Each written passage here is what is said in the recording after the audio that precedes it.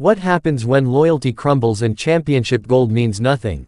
What happens when years of friendship are shattered in a single, devastating moment?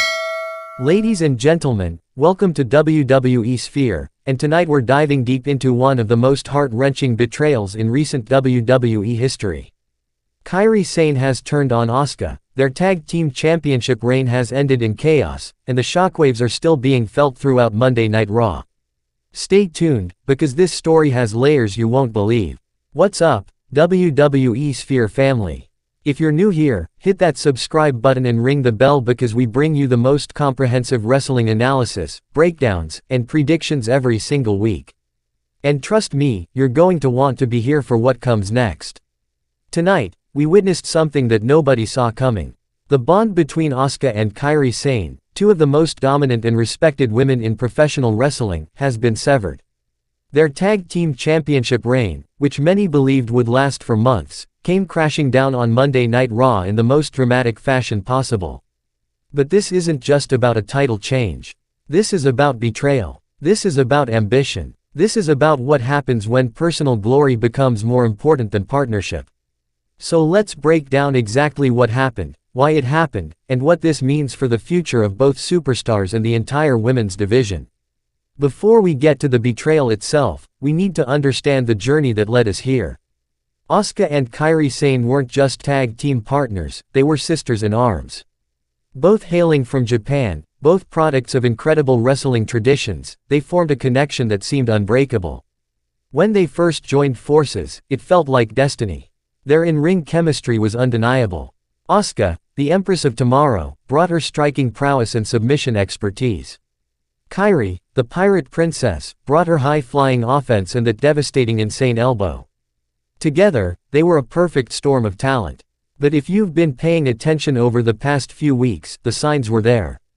During their title defenses, we started seeing moments of miscommunication. A tag that wasn't made cleanly. A pin attempt that was broken up just a split second too late. Commentary would brush it off as the pressure of being champions, but looking back now, these were warning signs. In their match 3 weeks ago, Kairi took a brutal powerbomb on the outside.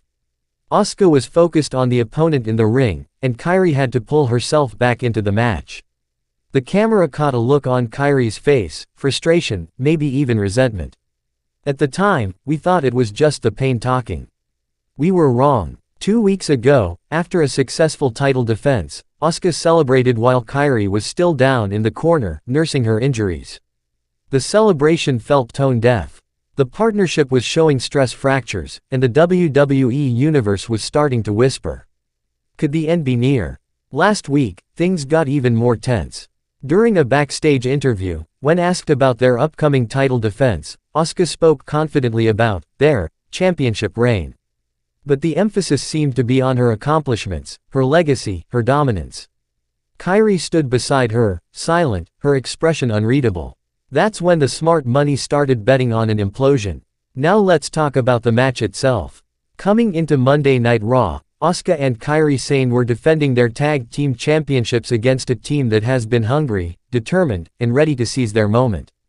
The challengers had everything to gain, and our champions had everything to lose. The match started as you'd expect: technical excellence, hard-hitting action, and the kind of chemistry that only comes from months of working together. Asuka was on fire early, delivering her signature hip attacks and devastating kicks. Kairi was selling the story of being the underdog fighting from underneath, taking punishment but refusing to stay down. About 7 minutes into the match, things started to unravel. Kairi was the legal competitor, taking a beating in the corner. She reached for the tag, her hand stretched out desperately toward Asuka. And here's where it gets interesting: Asuka hesitated. It was only for a second, maybe 2, but in professional wrestling, a second is an eternity. The crowd noticed. The commentators noticed. And most importantly, Kairi noticed. When the tag finally came, Asuka entered like a house of fire, clearing house and taking control. She had one of the challengers set up perfectly for her submission finish, the Asuka lock. Victory was within grasp. The championship reign would continue. But then, everything changed. Kairi was supposed to cut off the other opponent, to prevent the interference that would break up the submission. Instead, she stood at the ropes, watching. Just watching. The opponent broke up the Asuka lock, rolled up Asuka with a handful of tights, and the referee counted 3. New tag team champions. The reign was over. But more importantly, a partnership was dead. What happened next will be replayed for years to come. As Asuka sat in the ring, shocked and stunned by the loss, she looked up at Kairi.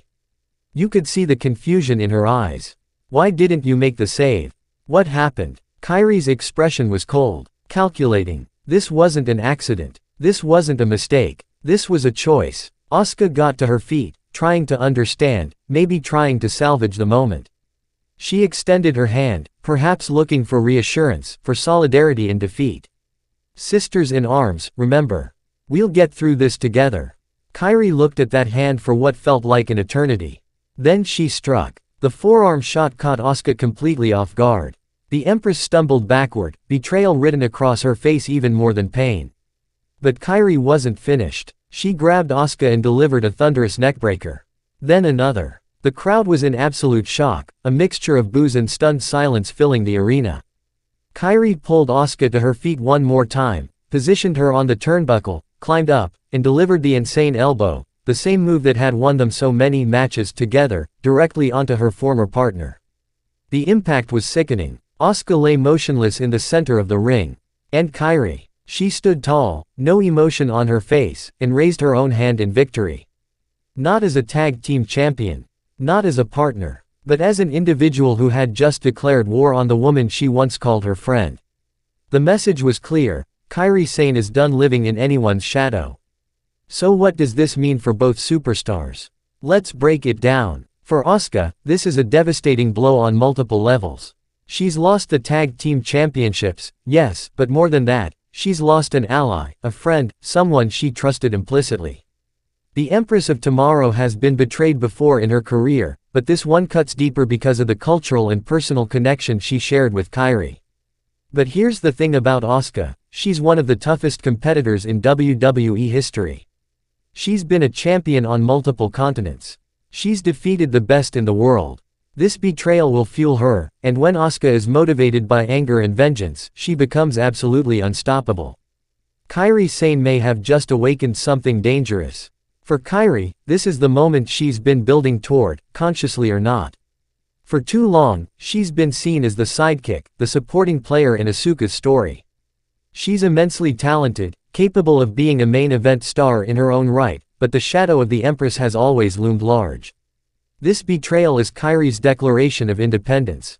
She's telling the world that she doesn't need Asuka, that she can stand on her own, and that she's willing to burn every bridge to prove it. The question is, was this the right move? Heel turns can make or break a career. When done correctly, they can elevate a superstar to new heights. When done poorly, they can derail momentum. Based on the crowd reaction and the intensity of the moment, I think Kairi has positioned herself as a legitimate main event player.